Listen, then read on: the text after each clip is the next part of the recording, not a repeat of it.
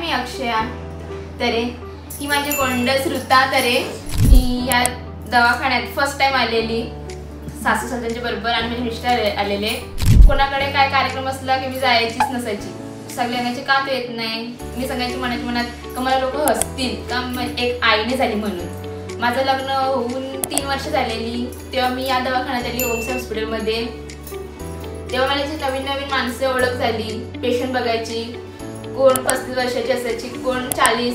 तर मी ह्या दवाखान्यात आली जेव्हा मी समजली बघ, जेव्हा कोण आई होण्यासाठी माझ्यापेक्षा वय मोठे असताना सगळे इथे येतात, मग मी का आई होऊ शकत नाही, मी पण आई होऊ शकते।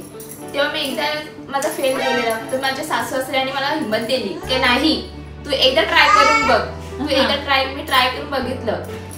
तेव्हा जेव्हा मला फर्स्ट टाइम जेव्हा समजलं की प्रेग्नेंट आहे, तेव्हा मला खूप खुश झाले की माझ्या सासू सासऱ्यांनी मला सपोर्ट पण केलं। माझ्या मिस्टरने पण सांगत होते बघ अक्षा काही घाबरू नको, आपण एकदा ट्राय करून बघूया।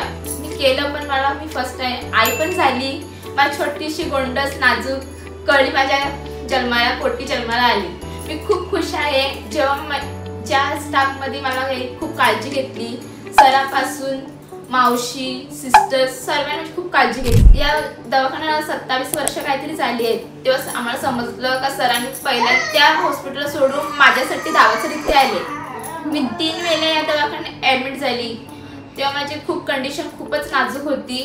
मला सिस्टरनी सरांनी मावशीनी एक कळी कशी असते नाजूक आपली तशी मला ते जपलंय। सरांनी खूप काळजी घेऊन आम्हाला एक छोटासा गोंडस बेबी आमच्या पत्रात दिला। आमचं घर खूप खुश आहे, घरातलं वातावरण माझी पूर्ण फॅमिली खुश आहे आणि मी पूर्ण या ओम साई हॉस्पिटलची स्टॉफची खूप आभारी आहे आणि सरांची तर खूपच त्यांनी खूप काळजी घेतली। ज्यांना कोणाला या हॉस्पिटल कोण नाराज असेल बाळ होण्यासाठी तरसत असेल तर मी त्यांना या हॉस्पिटलचा ॲड्रेस देते का तिथे जा, तुम्ही कधीच निराश नाही होणार, तुमच्या पदरी नक्की बाळ येईल आणि तुम्ही खूप खुश राहतील। हा हॉस्पिटल आमच्यासाठी खूप लकी आहे।